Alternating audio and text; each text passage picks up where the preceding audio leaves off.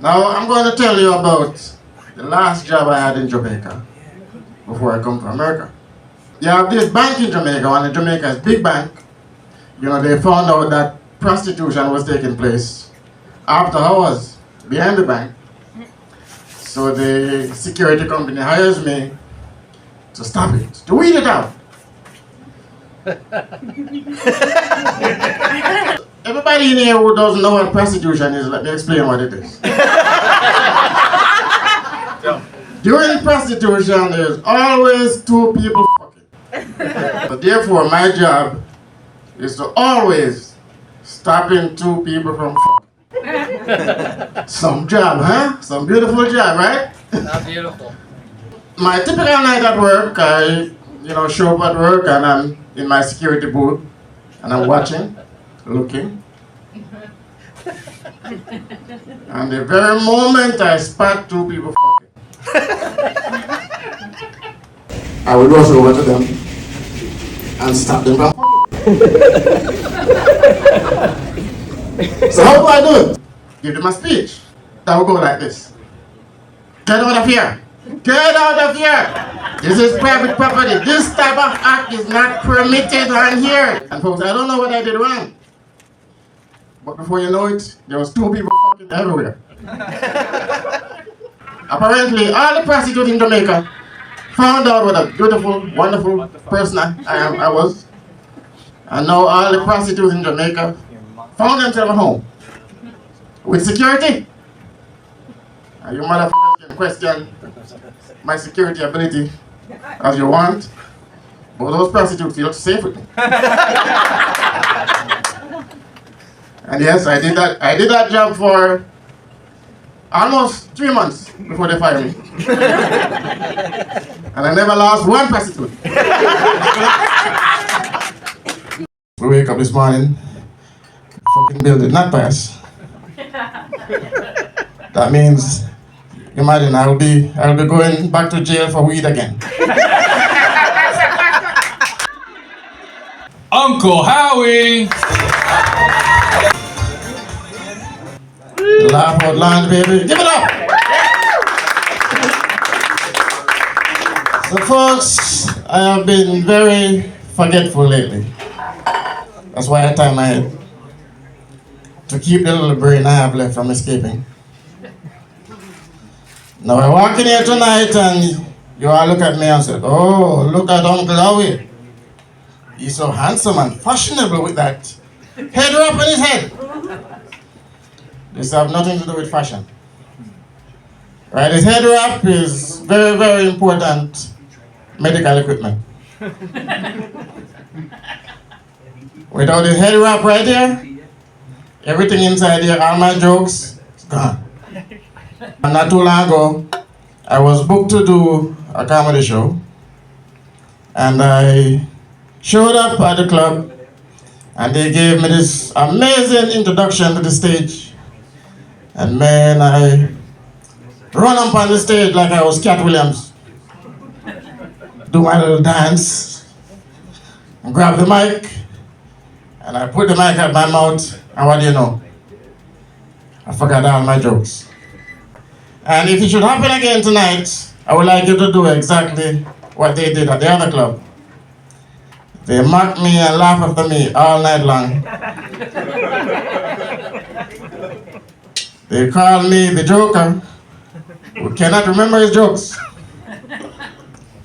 And what make it even worse, one of my co-workers was there, right? And that motherfucker go around and tell everybody.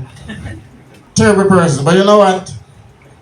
I forgive him, Why? He's a great storyteller. This is how he tells the story. He said, man, I was at the comedy club last night, and man, Uncle Glory run up on the stage to go tell the biggest joke ever. And then that nigga forgot the joke. Everybody at work is laughing after me. But trust me, this is very, very important medical equipment. And because I didn't, they wanted to add it to Amendment 3, to help the bill to pass. And because I was busy, to do the negotiation, So of course we wake up this morning, the fucking bill did not pass. That means, imagine I'll be going back to jail for weed again. Thank you. Welcome to the stage, one of our local new favorites, Uncle Howie. Yeah, man, big it up for the mighty Joe. Recently, I met a 57-year-old woman, and she told me she hasn't had sex in almost 25 years. And I thought, either I am the luckiest man in the world, or she's bullshitting. Probably looking at me from across the street. I said, yeah, you'll buy it. You look stupid. I'm beginning to believe that sex is not just the basic in and out thing that I used to think it is, you know? And when I say in and out, I know what your motherfuckers are thinking. Take your mind out the gutter. When I say in and out, what I mean is in, out. You see, man, you're thinking, no. In and out. The woman who haven't had sex in almost 25 years, she invited me over to her house, to talk, get to know each other a little better. I lay down on the bed beside her. She's talking, I'm right here, she's there. She's talking, and I'm thinking. And yes, I don't know if you figure it out as yet, but I'm lying on the bed beside a vagina that had not been fucked in almost 25 years. And to be quite honest with you, I really, really would like to fuck that vagina. Really, really, very much. This is what I did there. I said really, really twice. I said really, really, want to fuck it. Really, really. Just so you know how much I want to fuck. Anyway, so I'm there, we get to know each other. She's talking, I'm thinking, and talking, thinking, and then I make a fuck move, I try to fuck her, and she blocked me. She don't remember what I tell you, I'm not ready. Now, earlier when I said that she had not sex in almost 25 years, she was like a week or two away, so she want to hold out for the rest of the 25 years. And when she said she's not ready, so now I changed my plan. So I started to complimenting her. I said, oh man, you're such a strong woman. I admire you. You should be commended. You should be respected. And folks, I was awesome. Of course, I was just bullshitting her so I could get some pussy. When she found out I'm such an awesome motherfucker, she said, okay, I'm not gonna let you fuck me, but you could finger me. That poor woman didn't know that I'm a professional fingerer.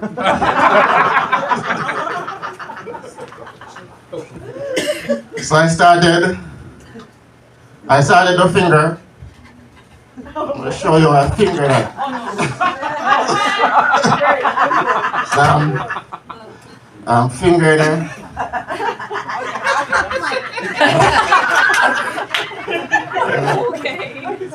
She never been fingered like this before.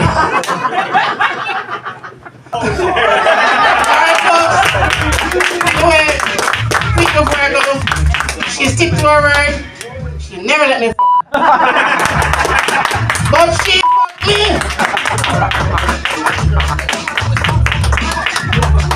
Oh, one more time for Uncle Howie. I don't know about you guys, I was taking notes and I can't wait for the second half next week.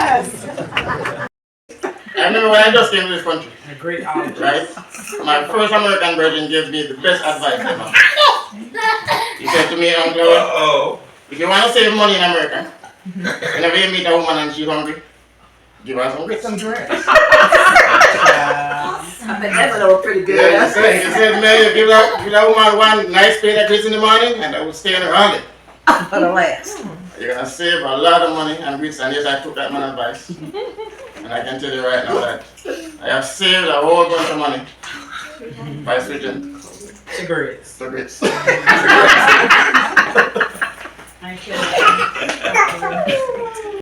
Savoring makes some noise, So let me tell you what about happened to me, folks. As you can see, I am getting into the comedy business. And pretty soon I'm going to have a whole lot of money. And after that, I'm going to be broke again.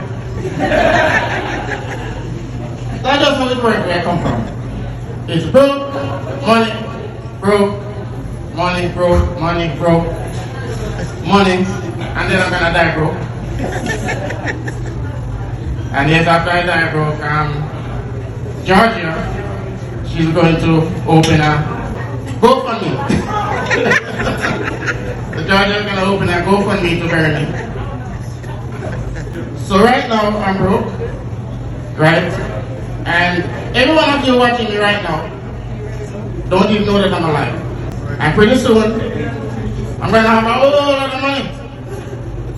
And then each and every one of you in here going to be my friend.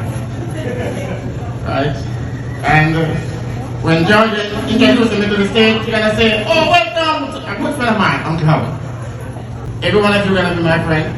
Plus, I'm going to have a beautiful woman at home who tell me that Uncle Howie, I will never leave you, nor forsake you. And then I'm going to be broke again. And after I'm broke again, what happened? That beautiful woman who told me that she will never leave me or forsake me, what happened? What did she do? She left me. But she didn't leave me because I'm broke. Now, I'm telling you my future now. You gotta tell it right, you gotta get it right. That beautiful woman did not leave me because I'm broke. She left me because one day I forgot to take out the garbage. And you're gonna find out that when you're broke, a woman will leave you for the simplest shit. So I'm gonna give an advice now for all the broke people out there. Never forget to take out the garbage. My good friend, Uncle Howie, everybody. That is a Snoop Lion if he is never reincarnated ever. We got Uncle Howie coming to the stage.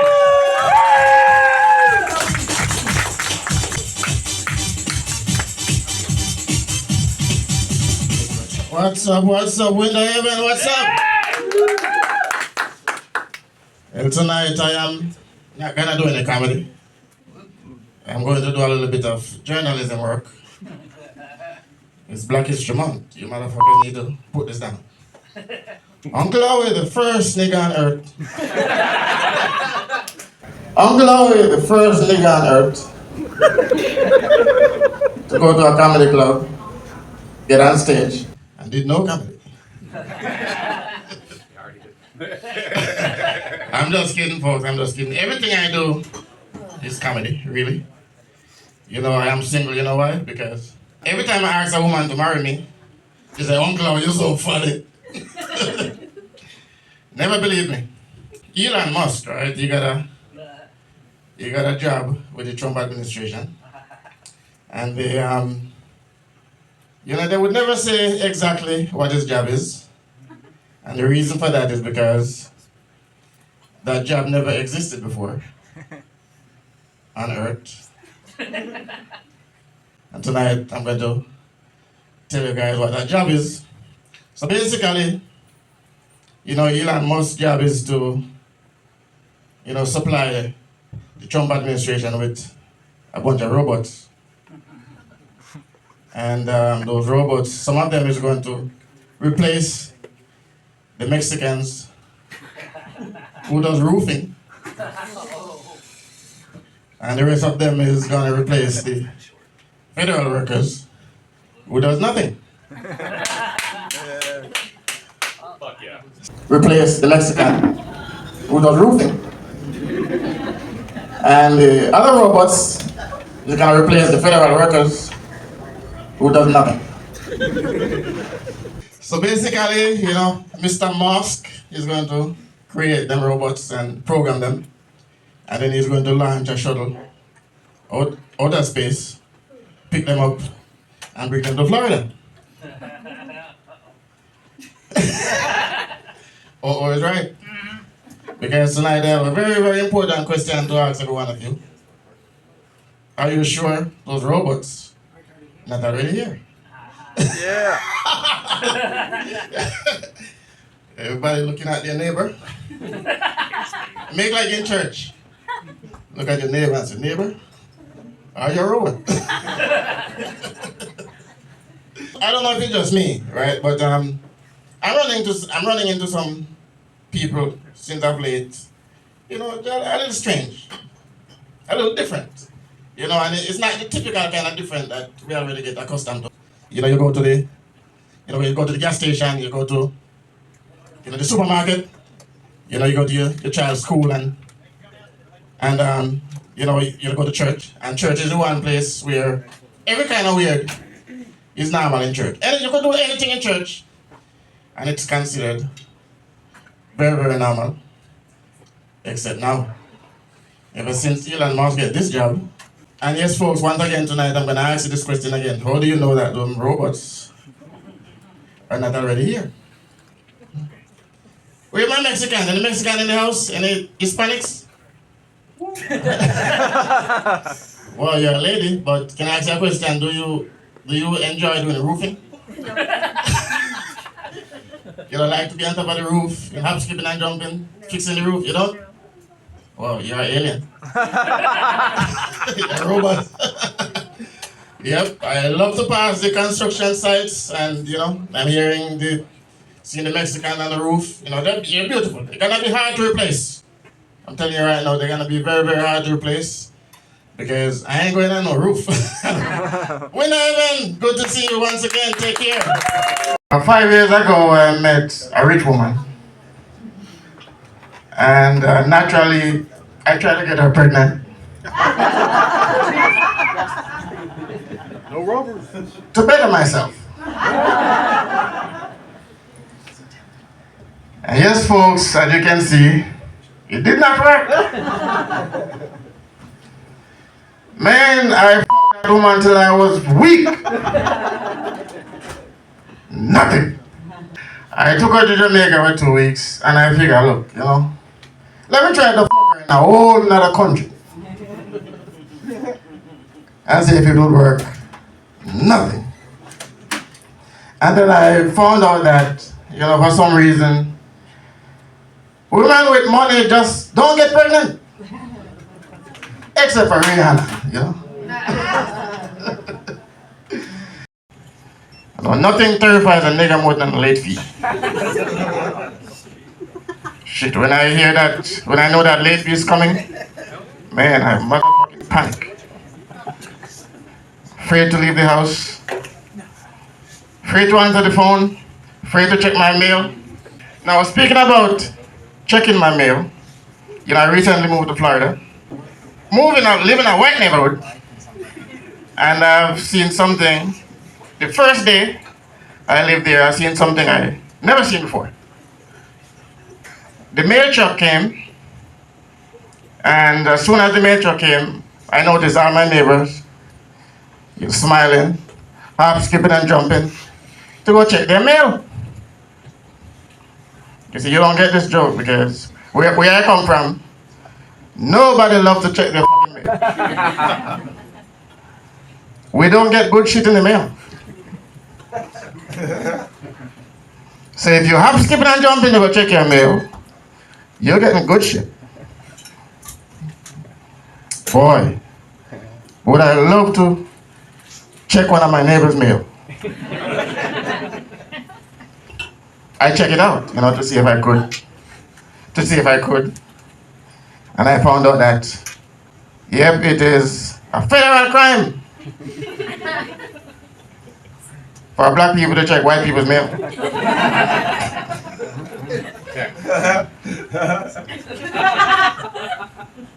All the grown folks in the 301 make some noise right now. And you know that God, your uncle, right? He was talking about my uncle. Yeah, it was my uncle at that construction site. But he left out something very important. He wasn't there to do construction. He was selling weed. The music was not loud enough when I was entering the stage, Jamaican style. Play back that funky music, white boy. She was doing her prostitution, making her money. Then her knees went bad. And she had to get them replaced. Our knees. Then she found out that, you know, it's very, very hard to be a very good prostitute with fucked up knees. I don't want to be here and act like I know everything there is to know about prostitution. But the one thing I know is that it requires a lot of bending.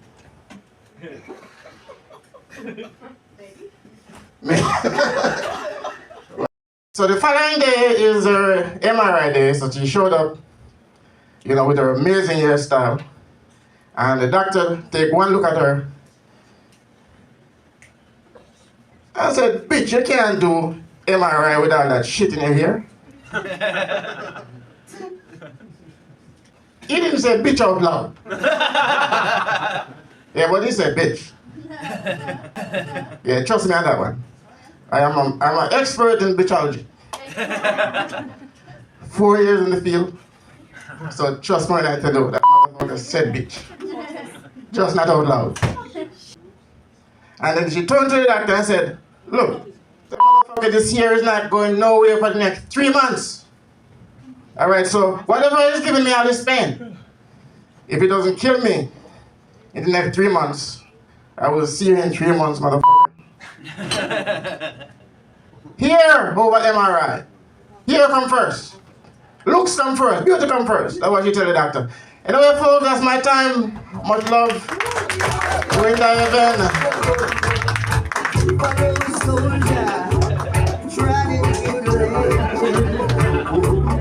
One more time for Uncle Howie. I shouldn't even attempt to dance like that. She explained to me that, you know, it's called a blue tablet. You put one in and it made the toilet fresh and blue and beautiful and this and that. And I was fascinated. And to be quite honest with you, I would love for my bathroom upstairs to experience the same blue sea, blue wonderfulness. But how am I going to do it? When you put one in, I let it stay in our toilet for 1 week, and then I go steal it and put it into my toilet bowl. And all of a sudden, my toilet is experiencing the same wonderful blue magic that her toilet is. And yes, folks, I've been stealing that woman blue disc from out of her toilet. I've been stealing from that woman's toilet, and everything was working beautiful. Except once in a while, she would come to me and said, man, they're not making these blue things like they used to. And that poor woman didn't know that I was stealing that shit from out of her toilet and put it into my motherfucking toilet. Me! This next comic coming to stage, he's the second best uncle next to Snoop Dogg. Uncle Howie, everybody. Yeah. Now what a broker's job? A broker's job is to teach people with money how to act broke. So you rich, you got a lot of money, what do? You hire a broker to watch it. And that motherfucking broker just sit down 24/7 and watching your money like this. And the moment that money reaches down to $1 million, your broker is gonna send you a letter. And once you receive a letter from your broker, then you know it's time for you to start acting broke again. So how do you act broke? I'm gonna teach you that too. And you ask me, Uncle Howie, how do you know all this shit? You know, how you teach people to act broke? Who teach you? Well, broke teach me. I've been motherfucking broke so much. I can teach a course in broke with my blindfolded standing on my fucking head. even since I was a young boy, I was able to figure out where the babies came from. And I figured it out all by myself. How did I do it? Well, I noticed that as a little boy, every woman I met, they have this little place on their body that always covered up. What is behind that little piece of cloth? That nice, fancy, silky piece of cloth. I couldn't touch it. I couldn't talk about it. I couldn't smell it. Nothing. And I figured that's gotta be where babies come from. But I still wasn't sure. Until one day, folks, in Jamaica, this little girl, one of my little playmates, she was in the she was sitting on a stone. I don't know what came on me that day. But that day I just went up in front of her, bend down, and go like this. And folks, there's a hole back there. And I say, yep, that's gotta be the hole. That's gotta be where babies come from. But I still was not sure. But something beautiful happened that day. Yep. That nice little girl, she allowed me to get in that hole. Yep. And it was beautiful, folks. And 9 months later, there was a baby coming out of that hole. The night before my wedding, you know, I had a bachelor party. And my friends at the bachelor party, drinking, talking all kind of shit about women, and get me to think. So all of a sudden, I'm not gonna marry. I have to take one last look at this woman before the wedding, and you can say, no, can't do, nigga. No, there's a rule that says the groom not supposed to see the bride before the wedding. So I kicked the door in, you know, they can jump out the way. Anyway, so I bust in the church, and when I bust in, you know, I couldn't believe my eyes, folks. It was my bride on the floor with the best man and the priest. The priest. Standing over there. Woo! She was about to handle one. So I bust in like this. Couldn't believe it. And the priest was over here.